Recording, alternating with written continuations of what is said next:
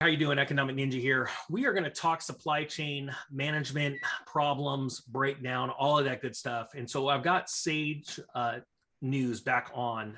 And do I call you Sage or do you want to be called something else? Good. Sage is good. All right, cool. So the reason why we're having Sage on right now is because he sent me some more info. The Port of Long Beach is for sure backing up, and we're seeing some other issues on the East Coast. So I wanted to have him back to give an update on what's going on with all of these container ships. Sage, how you doing? Hey, how's it going? Good. Thanks for having me on again. So we are, I shot you some messages because we are dealing with a mess. We're breaking records almost every day, it seems like, in regards to how many ships are at the port in Long Beach. Long Beach is our main port for receiving goods from the other side of the Pacific. And it is just, I think we were at 70 today. 65 was Thursday's record, and I believe we're at 70 today. And 70 ships is a lot of ships trying to get offloaded. Just a reference, normally you have one or two ships. Each ship can have approximately 18,000 containers on them. Some of the bigger ships can do 20, 25,000, but 18,000 is a good reference. And that process usually takes a couple days to do. So right now I checked and they're at like a 17-day backup.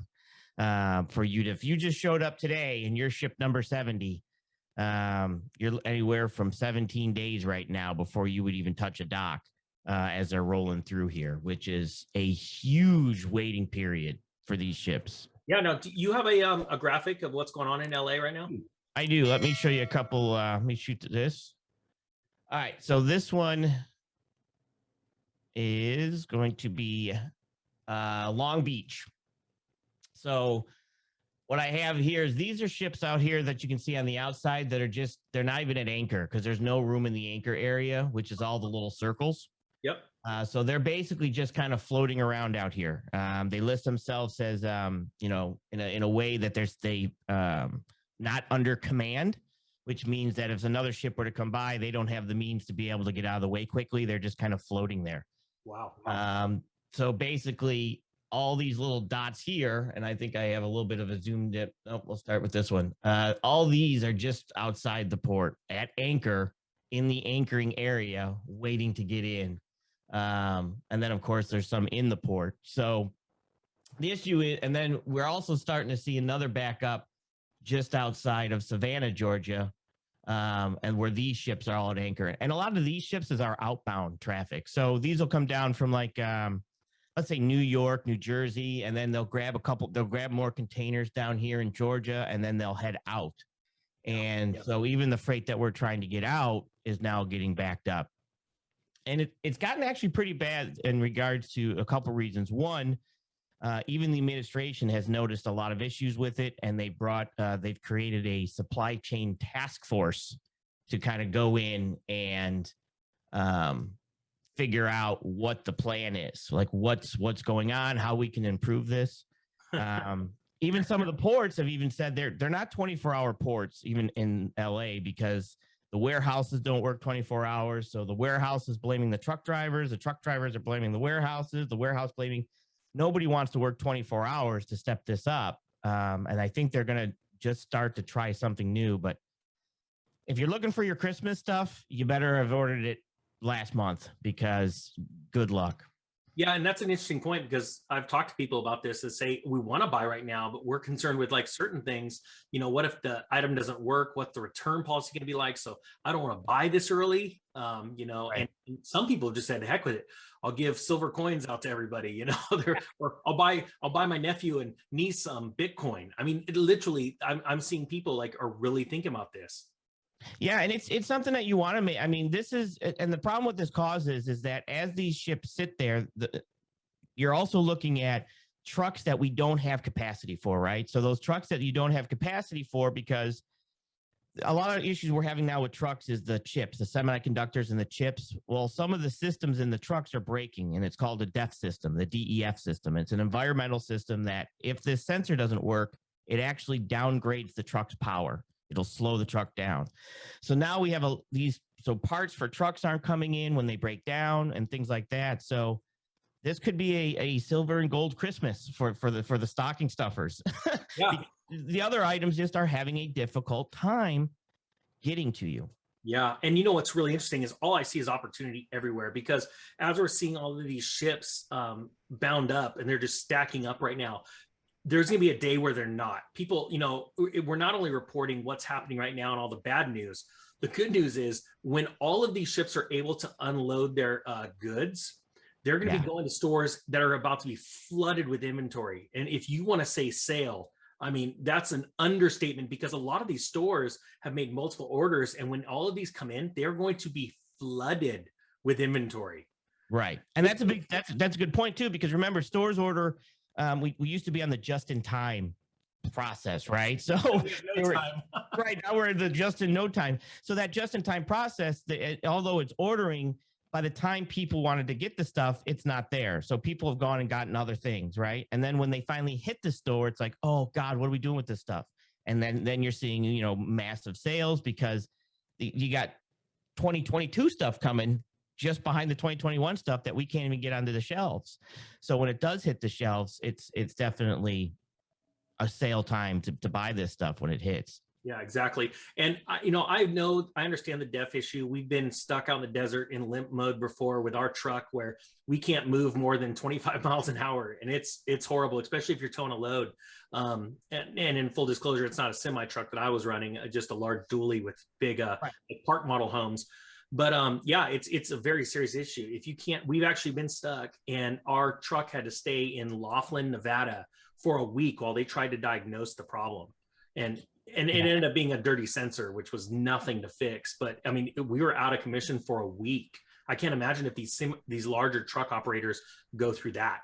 Yeah, I actually have one of my main carriers has one of her trucks who's been down for 3 months.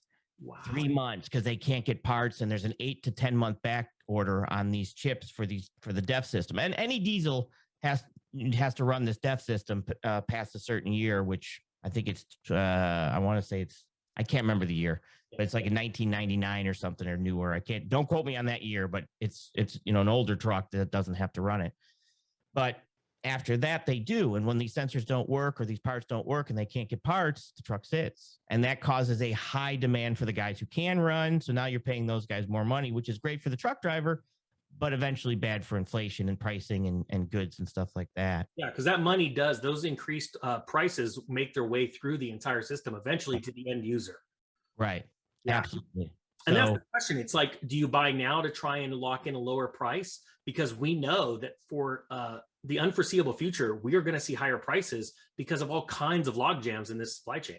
Absolutely. Absolutely. And it's something that a lot of carriers are trying to deal with right now, trucking companies and shippers, and especially shippers. You budget for a certain amount of money, and then that money now doubles or triples. Where's that money come from?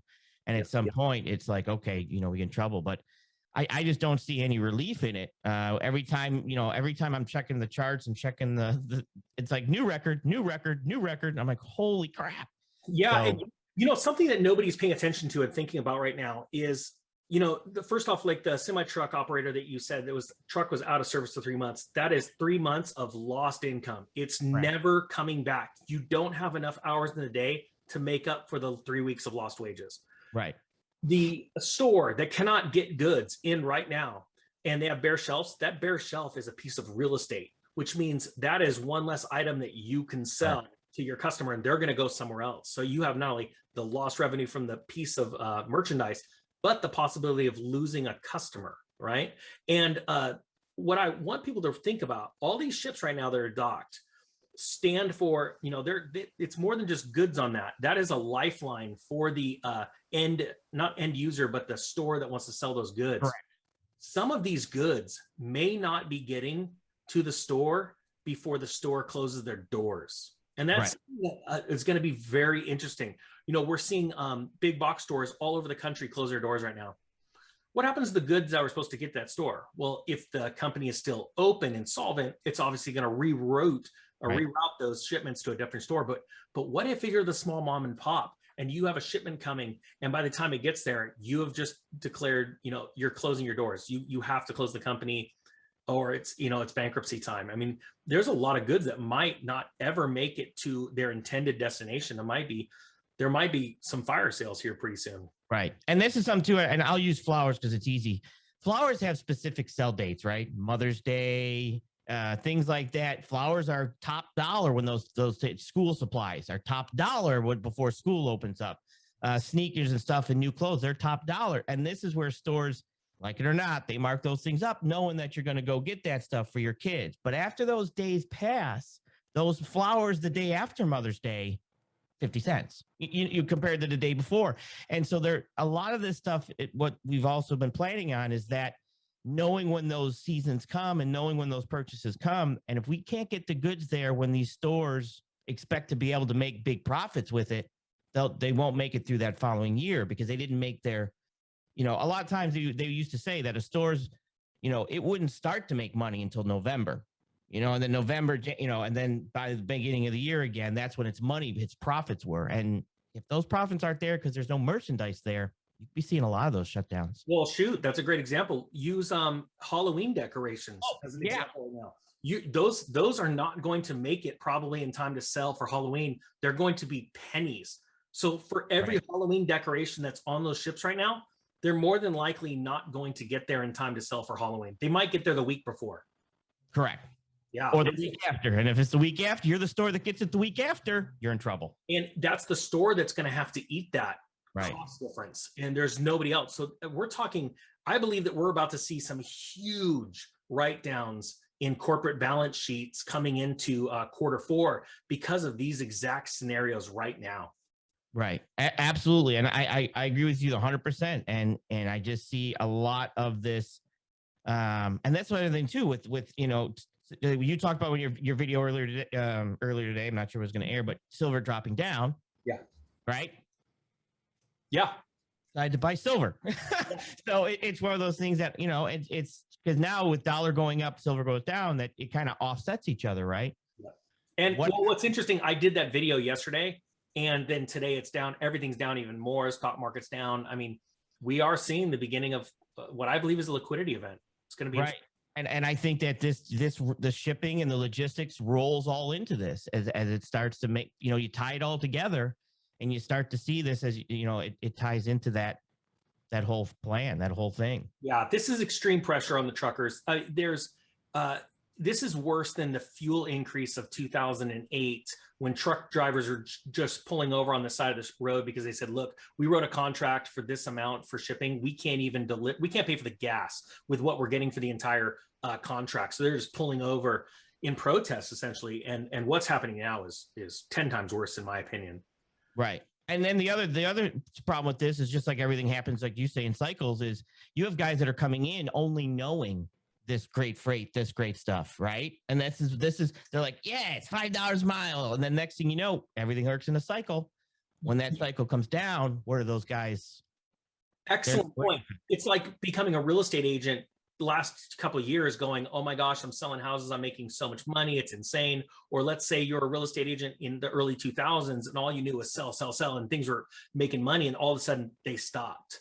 And what's interesting about that is the real estate agent, like a truck driver, owner, operator, they're spending money like it's coming in. So they're getting more debt. They're buying bigger rigs. It's all the fancy, whiz bang gadgets. And then all of a sudden the income stops. And if they had used debt to operate their business, I know a lot of real estate agents rolling around in Land Rovers and stuff that they shouldn't, they don't own, and they shouldn't be paying payments right now because the band will stop playing music. And when that happens, watch out below. Right. And I think that's something I worry about a lot too, because I go over that a lot with truck drivers saying, look, this is not normal. Don't base this on normal. Let's talk about what used to. Now, do I ever think it's going to drop way down? I don't, but it's still a kick in the teeth when you're at $5 and you go down to $3 a mile. It's still that it's a big jump, you know what I mean, to that. And that's something that I'm also worried about. And that's what people said about lumber. It'll go down, but it won't go down to what it was. And then all of a sudden it does. And there's a knee-jerk reaction. They're buying it up. It's raising the price a little bit because of tightness, but it will come back down. So that's what people got to get ready for. So anyway, I can't go that long. Sage, is there anything you want to close on? Any other things you want to touch on?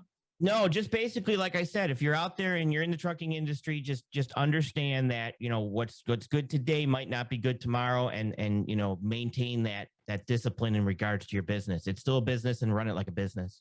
Awesome, man. Well, thank you so much, Sage. I'm going to link one of your your videos in the comment section below so people can get to know you. I want to see your channel just blow up. Yeah, and I'll shoot a comment there, and you can just pin it again. We'll go from there. Right on. Well, hey guys, have a great day today. I thank Sage for joining me. Keep an eye on this evolving situation. I do believe it's going to get worse. It's not fear. It's just get ready for it. And then you won't be fear. You'll take advantage of it. Absolutely. Right on. With that being said, guys, the Economic Ninja is out.